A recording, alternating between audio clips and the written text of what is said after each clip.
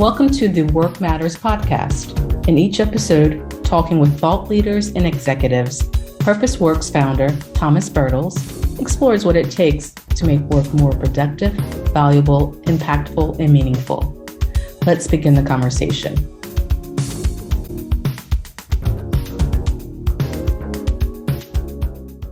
Welcome to the Work Matters podcast. Our guest today is Ozzie Crocco.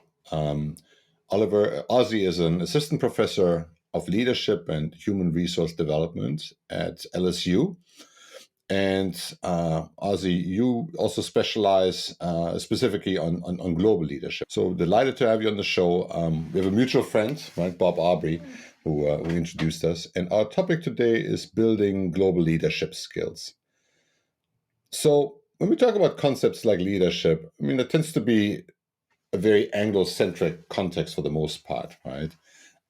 So in your research, you're specifically looking at leadership and human resource development in Southeast Asia. So what's different about leadership development in that part of the world? I lived and worked in Thailand for 4 years, beginning in 2009, and have kept in close touch with the region. In fact, just before this, I got off the phone with some colleagues in Thailand. And when I went to Thailand, I realized that, obviously how everything operates is different in organizational contexts, and different perceptions of leadership is also quite different. So I had to sort of readjust my paradigm a little bit through a series of events, very painful events of adjustment and culture shock and frustration. But ultimately, after that time, 4 years, and subsequently since then, I've really enjoyed understanding what's going on in Southeast Asian organizations. And I have a sense of appreciation for how it's different than how we do things here in the US. And I hope that I have a more generous and patient understanding as well, because I think that's really important. If you really want to study and research about leading global organizations, you have to have a certain degree of openness and also patience for some of those differences, and obviously non-judgmentalness, because our first jump and instinct is to judge, because we are judging species. That's how we survive and thrive. There are sometimes, obviously, definitely in cross-cultural contexts, where it's quite helpful to suspend that judgment for a moment to learn. So where do you see the differences, right? I mean, if you look at kind of like how business gets done around there, or how people think about leadership development, what strikes you as the most pertinent differences? Yeah, it's a good question. As a researcher, I'm a faculty member at LSU, and so there's always my researcher hat that I'm wearing, which is where we want to look for, psychometric properties. We want to look for scales and instruments that have been validated and that are proven to be reliable in different contexts. But then I also have my practice hat, which is where I just think about, okay, well, what's working in this context right now? And usually those things are in alignment, but there are some times when they're not. And sometimes, we go as scholars, we go to great lengths to try to explain things, when actually, if we just got down to what works in this moment, we would be a lot more successful. So there were some really interesting studies called the GLOBE studies, which you may know of, done in 2004, where they had hundreds of researchers from all around the world look at middle management primarily in 62 countries around the world. And that was and it was all about leadership. And that was a really great first step to understand sort of some of the major cultural differences. And some of them likely you and your audience would be very familiar with, things like power distance, collectivism versus individualism. So power distance is the extent to which people are willing to accept inequality in the organization or differences of power. Collectivism, individualism, the U.S. typically ranks in the top 3 or top 5 in individualism. Means it's all about you. You can do what you want. This is why we have things like the Great Resignation. People have, not so much loyalty to their organization. It's kind of, it's their life, it's their career. They can do what they want. Whereas in a lot of other contexts, specifically in Southeast Asia, where I work, they're very collectivist societies. So it's all about group identity, group orientation, and you sort of decision-making processes typically are done by someone in a leadership role, but there's typically and you would look to that, but there's typically more collective identity that this is our organization, these are our people. And that's one reason firing and hiring is so hard in, for example, in Thai organizations, because once you're part of the family, you have this loyalty there and you don't want to let it go. So that's some of the more academic stuff. One of the biggest tools and heuristics for leadership and leadership development in Southeast Asia and around the world that global leaders, I think, really need to know about is the difference between direct communication and indirect communication. And this is studied somewhat in the literature, but it's also a little bit anecdotal. But I found that there's also differences even here in the United States. I'm originally from the North, but now I live in the great state of Louisiana, deep in the South. And in the North, generally, we're pretty comfortable with speaking directly about things. You're doing great, you're not doing so great, Whereas I've found that I need to be a little bit more gentle here in the South, where I need to approach things more indirectly sometimes. And it's almost comical in the Thai context, I have to say. As an American, it's comical for me, obviously, but wouldn't be for other people. So if I have a critique about someone's idea, it would be extremely inappropriate for me, unless I am a really high up leader, but even then you want to be careful, for me to go to that person directly and say, this idea really needs work, unfortunately, sorry. Even if I put all those little extra layers, like, unfortunately, there's lots of good things, even if you do this like affirmation sandwich, but there's a little workarounds you can do culturally that you sort of learn over time. For example, instead of going directly to that person and telling them this idea really needs work, what you can do is you can go to one of their peers and you can, talk to them and say, hey, can you please let them know that this idea really needs work? And these are the 3 things I want you to do. And then that way, that person whose idea you are critiquing saves face. And because if someone loses face, it's a face society, face capital is sometimes used.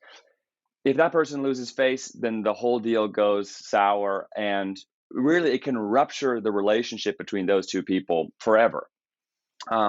And in some cases, it's completely unable to ever be fixed. The other interesting workaround I want to say about this, so if I want my own idea critiqued, sometimes, you might be in a leadership position in an organization that values indirect communication, and you want feedback. All right, give me some feedback. What do you think? What do you think? No one's going to give you feedback, especially if you're a white American man from the United States who is ostensibly in this power position. People do not want to give you direct feedback or honest feedback directly, because it would be awkward and it could make you lose face. And so a Thai person might say, look, I don't want to make you lose face. They wouldn't say that, but they would be thinking that. So don't put me in that position. So a little trick I've used many times is you can ask someone even in the room with you. And so say I want to get, person X, their opinion. I would even ask someone else, person Y, what do you think person X might think about this? Or I could ask person X, what do you think person Y might think about this? And I would get a more honest answer with someone telling me what someone else might think, because they're sort of channeling their own idea. So anyways, that's a long way of saying there are some little tricks that you can learn in the global leadership world to maneuver those complex social situations more smoothly. No, I think that's super fascinating because, right, I mean, if you think about like a lot of the ideas, right, that we have in the West, right, and so if you train managers and you send them abroad, right, I'm sure that can create some really interesting dynamics, right. But it probably also, I'm just wondering kind of like how it plays out the other way around. I mean, all these societies, right, they're rapidly developing. I have several pieces of research about this topic, specifically in Vietnam and in Southeast Asia, because Vietnam is an excellent case of this. It's a country that historically was known for manufacturing cheap labor, and still has somewhat has that reputation. Vietnam is also one of the 10 member countries in the Association of Southeast Asian Nations, which functions kind of like the EU, although many important cultural differences. And Vietnam really wanted to get out of this trap of being just a home of, come to us for your cheap labor needs. And so they saw human resource development, training development, largely as the mechanism for getting out of that trap. And as human resource development, if you have trained workers, that's an extremely attractive thing for foreign direct investment. And even within the region, that has dramatically increased over the last 5 years. And 10 years, that even intra-regionally of those 10 member countries of ASEAN, you have people who you have countries that are investing or wanting to invest more because they see that, well, they have more workers now. They have more people who can do these things more, instead of just cheap labor, they have a little bit more sophisticated things that they can do. And so we've seen that happen. And that was largely driven by Vietnam itself, their leadership, but also in conjunction with ASEAN, that regional organization. So this is what I've been thinking about: regional human resource development. So human resource development that happens, we talk about workforce development at the country level or national human resource development, obviously organizational, individual, but I've been looking about what happens when countries sort of tie together and say, hey, let's develop our people, because it's going to be better, not just for us as individual countries, but us as a region. So in the Vietnamese context, very fascinating. So ASEAN, this regional organization, has a rotating chair, and every 10 years, each country would be a chair, because there are 10 member countries and each is chair for 1 year. So Vietnam was chair in 2010 and 2020. And in both of those years, ASEAN introduced its most robust human resource development policy. In fact, in 2020, it's called the Declaration for Human Resources Development for the Changing World of Work. And so Vietnam has been driving in ASEAN this move away from just being, hey, throw your cheap dollars at us and we'll throw you some T-shirts back, and really says we want to invest in our people. As a result, within ASEAN, they used to think of the big five: Singapore, Malaysia, Indonesia, the Philippines, and Thailand, and then the others were sort of lesser so, except for Brunei. Brunei was still obviously a very high income country. But then you had the CLMV countries, they even called them. So Cambodia, Laos, Myanmar, and Vietnam. Well, in recent years, they're not even including Vietnam in that grouping anymore, because it has moved so far away from what it used to be by primarily developing its human resources.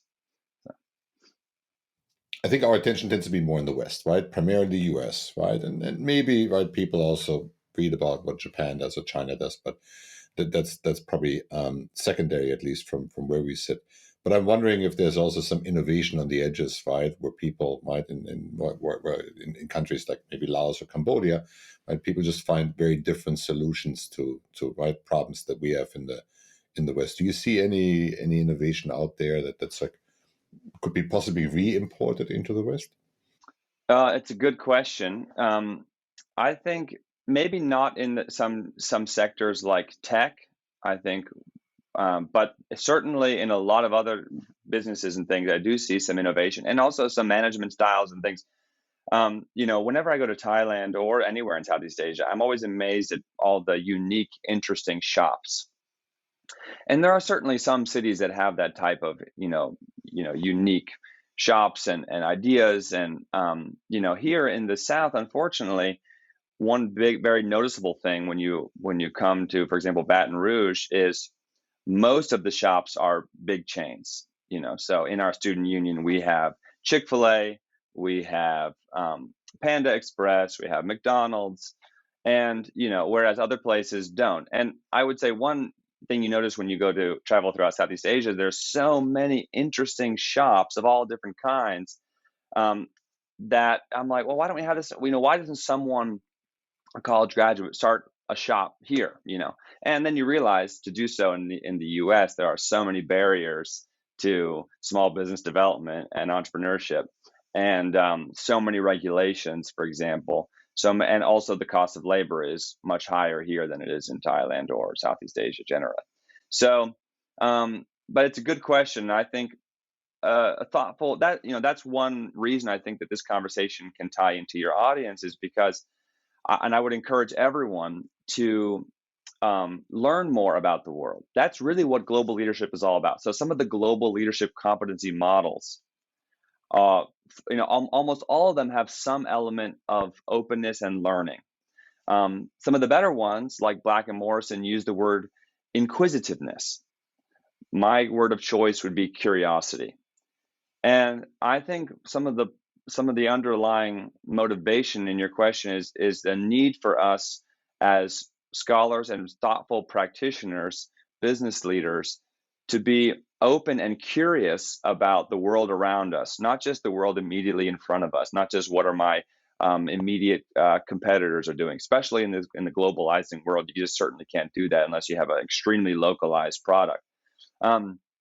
So being curious, and there is curiosity for the sake of information seeking, specific information seeking, but there's also curiosity and inquisitiveness generally about life. And I think that it's that latter type that drove me to live and work in Thailand and stay there. And it's that latter type of curiosity for its own sake. Pick up a newspaper in a foreign country if they have an English language. Pick up a novel that was recently published in the airport from that cultural context. Read what you can and learn, and just be open to those types of things. And that would let you see when you are traveling, or even not just online, it would give you the tools to be open to learning and seeing what other cultures and other contexts are doing. What other things do you see? I mean, right, if you would build like a successful global leader, what would you put into his bag? So I mentioned inquisitiveness. Another would be perspective. So that's basically how comfortable are you with uncertainty. So in order to be a global leader, you need to be very comfortable with uncertainty, because there's so much of it out there, especially when you leave your home. And I mean that in big home, or home country, home context, wherever you feel safe. You also need a certain element of character, and this can be anything from, are you easy to get along with generally? Are you kind? Are you kind of accepting of other people? Or are you always like frustrated by other people? And so, it's not just about have you eaten breakfast that morning, but have you had your morning coffee? But it's also about, just generally, are you an optimistic, open person, kind person? So you have inquisitiveness, character, and perspective. And the last would just be business savvy, which sort of goes cross-culturally, not just about your own industry and your own context, but you have business savvy about your context generally, your industry generally. And are you willing to learn more about how your industry functions in different cultures? So those four, I think that's a simplistic way of understanding, or at least an easy to understand way of thinking about global leadership.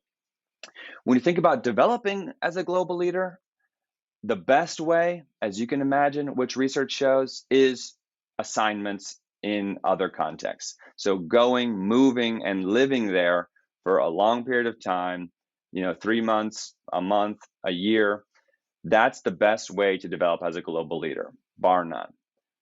Unfortunately, reading books, that is going to help, and that is one of the key activities, but there is no replacement for actually being there, experiencing that. So I'm actually wondering, with the result of the COVID-19 pandemic and the inability to travel and live internationally, that was being massively stunted. How is that going to affect globally our global leadership competency as a world of people? Because I think it is going to be stunted, even though there have been tons more cross-cultural interactions digitally. As I said, I'm on the phone or on Zoom with people in Southeast Asia pretty much every week. So in that sense, that has increased, but I wonder, there is no replacement, and there is some research popping up about this, which I'm excited to dive into more. But basically, is that really a replacement for being there and experiencing those things? I think almost definitely not, but we will see. It seems like companies in general are moving away from the expat assignments, right? Because it's very expensive, right? When people come back, oftentimes, right, they don't really have a role to fit in. I mean, some companies are very savvy about this, but I've seen some challenges there. And the other problem is that obviously, like, when you just export somebody as a country manager to, Vietnam, right, then, right, you kind of like, perpetuate kind of like this model of like, the privileged white person going there, telling people what to do, right? So it's not, the opportunities for learning are somewhat limited in that context, right? I mean, it strike me as that probably the most valuable or the most beneficial approach would be for people to do this earlier in their career, right? And get into like more on the ground floor. Would you agree? I think that's very well said. Yeah. And I would encourage everyone to take a gap year in between high school and college, or a gap year from college to the workforce if they can, to do some travel and extended life abroad if they can, or have their first job out of college to be working for an international company or working for a company in another cultural context. I think you're right. There is a lot of research about international assignments and struggles, and family tops the list typically. So if you do have family, that is, it's very disruptive and very difficult for family members to adjust to a new. So I really agree with that.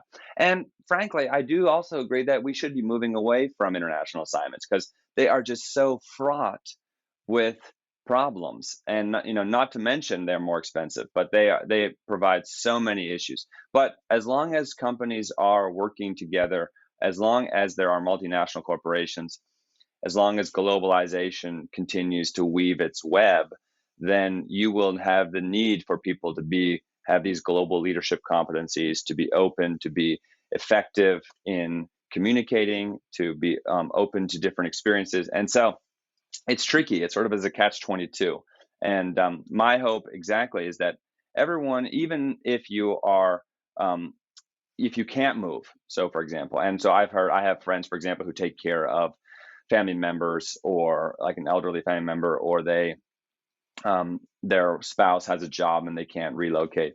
There are many ways, I think, at home, we say, that you can develop global leadership competencies. So, for example, attending religious institutions that typically are associated with other cultures is one way. And I'm not advocating that people convert to different religions, but that can be, be curious. Who are the 30 million gods in Hinduism? And I wouldn't recommend memorizing all of them, but being open and learning. In the Thai context, it's a majority Buddhist country. So I've always, and I'm a little bit biased because I studied religion undergrad, but I think religion is a fantastic way to develop global leadership competencies, because how you think about what's wrong in the world and how to fix it, and what's the meaning of life, those deep religious questions are really culturally embedded. Even the same religion, like take Christianity, but you put it anywhere else around the world, it manifests very differently. And so I think you can get a great lens into that. And so I would say there are many ways. That's only one. There are many cultural celebrations that happen. Diwali, for example, is celebrated here, even in Baton Rouge, and you can go and celebrate and learn about Indian culture, for example. So I would say, and there are also a lot of international people. We are so fortunate in the U.S. to live in such a culturally rich country with people from all over the world. And so we can, if we are curious enough, and that's the bottom line, if we are curious enough, we can have really rich cross-cultural experiences that will develop our global leadership competencies if we go out and seek them out and meet people, read novels from like around the world, talk to people. You don't have to travel even, and if you see someone and you hear that maybe they have an accent of some kind, talk to them, start up a conversation. That's exactly the type of thing you would be doing if you were living in a different country. So why not do it here? Yeah, no, I can only agree. I mean, having myself, made that change, right, and lived and now working for more than half my life in the States. I find it incredibly valuable. Although my data about what I know about Germany is now becoming, right, very very outdated. So over time you assimilate quite naturally, right? But so Ozzie, I mean, how did you get interested in this whole topic of global leadership in the first place? after living and working in Thailand, and I did my master's degree in human development and psychology at Harvard, my world was really opened up at that point. And I love scholarship, I love reading and learning. And that was a really rich piece of my experience, learning. And I read about 50 books a year while I was living in Thailand. And a lot of people do that when they live in Thailand because they're away from family and things like that. While I was there, I also heard this great tale of a Thai fisherman who every day goes out, fishes, comes home, has lunch with his wife, plays with his kids, and then in the evening plays guitar with his friends and has a great time. And then one day, an American comes along and sees this Thai fisherman and says, "Hey, if you just fished a couple hours longer into the afternoon, you could catch some more fish." And the Thai fisherman responds, "Well, then what?"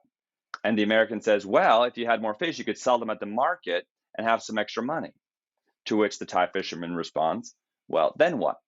"Well," the American says, "then if you had some more money, eventually after doing that for a while, you could hire a couple fishermen to help you and be on your team, and you could catch even more money.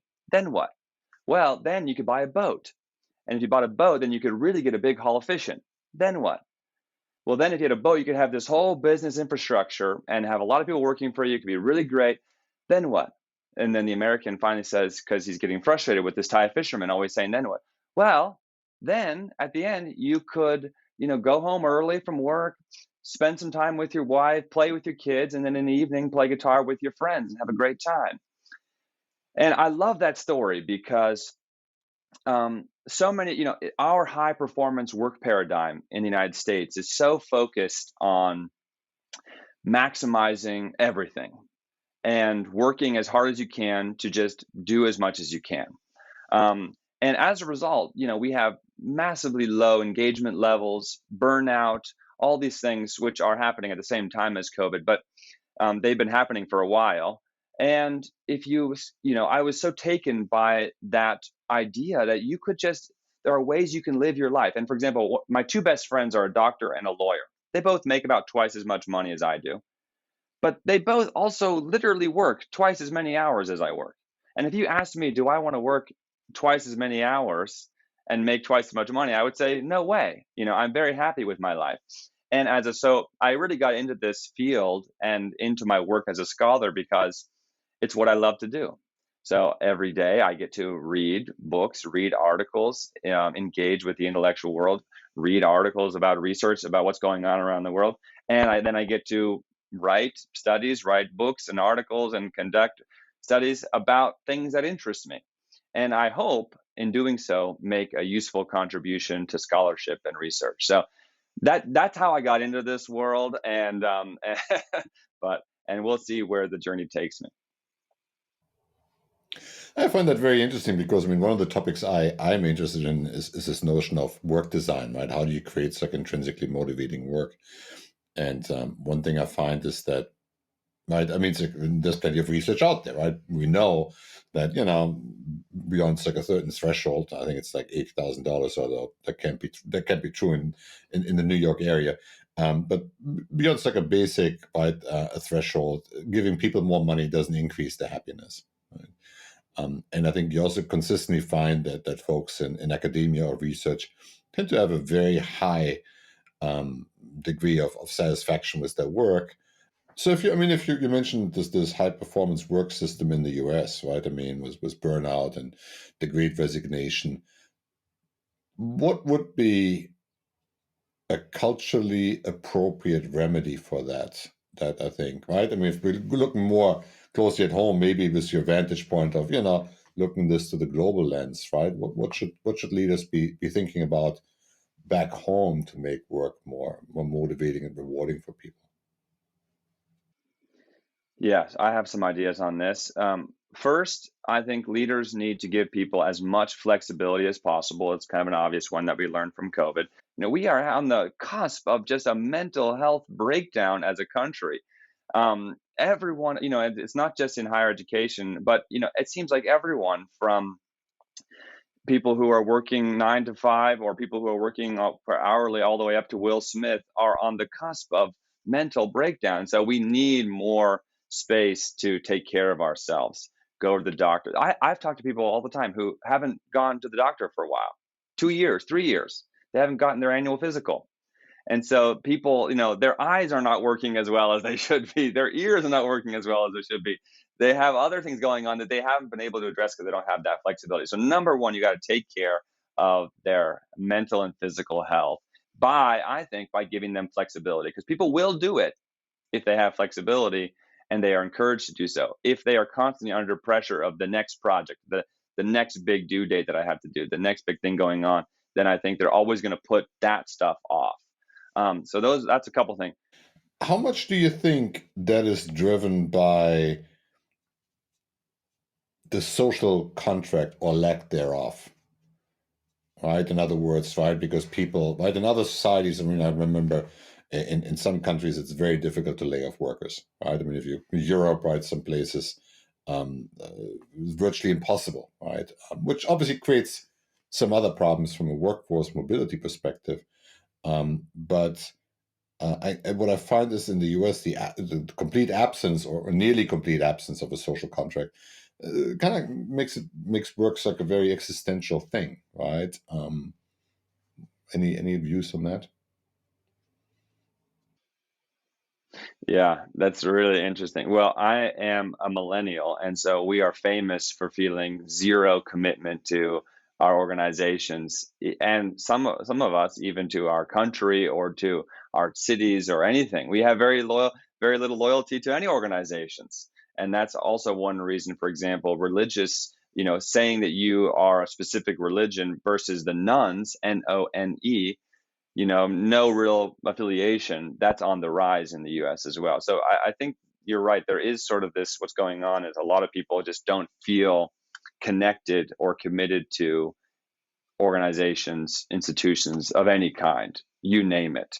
Doesn't, New York Times, and, Fox News, no one really, there are people who are still more loyal, but most people just, we don't care. You know what I mean? What can you do for me in this moment, in a very short term time span? What can you do for me? But otherwise, I'll leave you high and dry tomorrow because I have no commitment to you. And unfortunately, that's even happening in some family contexts as well. You know what I mean? So, I think ultimately it comes down to care. Someone has to start, and I think this is where leaders can play a role. Someone has to start saying, we care about your mental and physical health. We care about your well-being. If you leave us, that's up to you, but we are going to show you how much we care about you because we value you. We value you, not just you because of your work, but we value you holistically. And this is where Bob Aubrey and I really meet eye to eye, is that we really see that human resource paradigm where people are something that you can buy, sell, and trade. By the way, don't blame the people for not being committed, because the whole paradigm is you are our resource, you are our capital, and capital by definition can be traded, sold, given away.